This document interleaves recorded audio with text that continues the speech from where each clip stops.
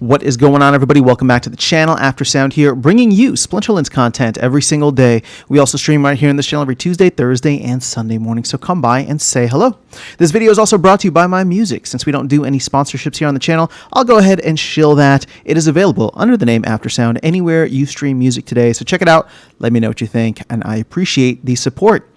All right, guys, talk about surprise and delight. This was fantastic. We did not hear anything about it going into this, outside of the fact that it was coming at some point, but you can now unlock or unbind your Rebellion reward cards. Now, there is a hefty cost here, okay? And this is coming from the update that just happened earlier today, September 17th, 2024.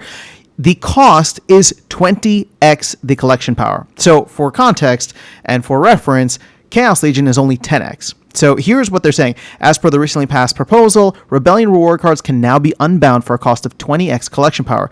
This change allows you to trade, sell, or use these cards on land. Remember, only core Rebellion set cards can be placed on wagons for conflicts. So keep that in mind, only core. Do not unlock these thinking that you can throw them on the wagons. You cannot. Now here's what it says afterwards. There is currently no plan to lower the unbinding cost over time, and we expect the pricing behavior to follow that of Chaos Legion once it goes out of print, which means it's 20x the entire time until it is out of print, and then it drops down to 10x and does like the 6 month, 10x to 15x with a 1x increasing every single month over 6 months. That is the expectation. Now, when is that going to happen? We don't know. I mean, my guess is that these are going to be in print for probably a year, maybe even longer. Ideally a year would make the most sense. But let me just see if there's any other updates from today. So an ad for Hall of Legends will now appear in the battle history screen for people who don't own. Display of estimated glint on battle history and boost overview can now has been fixed. Glint League boost. Okay, you can now repeat a challenge. All right, so lots of other small things. And of course, they put in the 9th Rebellion, which should be starting. The 9th Rebellion conflict, which should be starting very shortly, and that's going to be the Dragon Summoner, which I shared a video about already. All right, let me see if I can swap things out over here, and let's go to Splinterlands. Okay, so you can see here, I'm looking at the marketplace now, and there's not much available. At least I don't see much. Let me go ahead and just reset all of the filters, and we'll go to Rebellion reward cards that are currently available for sale. Let's include gold foil, and I mean, there's some out there, which is interesting. Now, it's not much, so it hasn't burned much DEC yet.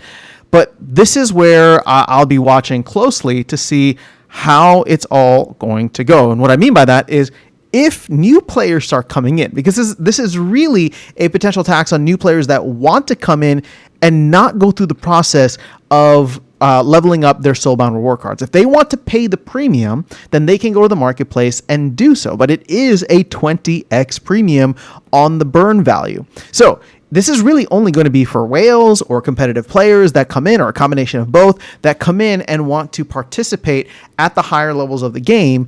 And until that demand really comes in, I don't really see a need for unlocking. But either way, I think it's fantastic that the team did this. They followed through on what the proposal was asking for. So here we are. We'll have to wait and see how this goes, but there's already been some market activity, at least according to the folks on Discord. So I expect this to somewhat continue over time, just slowly and steadily. But yet another DE sync has opened up, one that I would say is probably even more dynamic than the then what's that called? The Chaos Legion unlocking, or Chaos Legion Soulbound unlocking, right? Yes, there will, no matter what, both the Chaos Legion as well as Rebellion are going to be important for the future if and when we get new players. But with Rebellion staying in Modern for significantly longer, you might have newer players that come in that want to dominate from day one. And that 20x is going to be a big piece of that. So it all just depends. We'll have to wait and see when Modern format rotates. We'll have to see how things go, confirmation on whether or not we get a mini set. But that is where things are at right now. I just wanted to share with you what the major update was coming out of the maintenance today. And keep in mind that we have a town hall later this week. So hopefully we'll get a little bit more information, a little bit more in terms of updates on what the plan is for the remaining 3 months of the year, the remaining quarter. You know me, if you've been on the live streams or you've been hearing me talk about it, I am very pumped for Q4 just from a Bitcoin perspective. Although I think it can be even more so than that. Bitcoin tends to, filter down into the rest of the crypto markets. So either way, I'm very much excited for what is going on. Shout out to the team for putting this in a lot sooner than I expected. I really didn't expect this until maybe October, November, right? We're only a month into this, and I wouldn't have minded having another month to grind. Then again, am I going out and buying the cards? Maybe not, but we'll see if the market is truly there.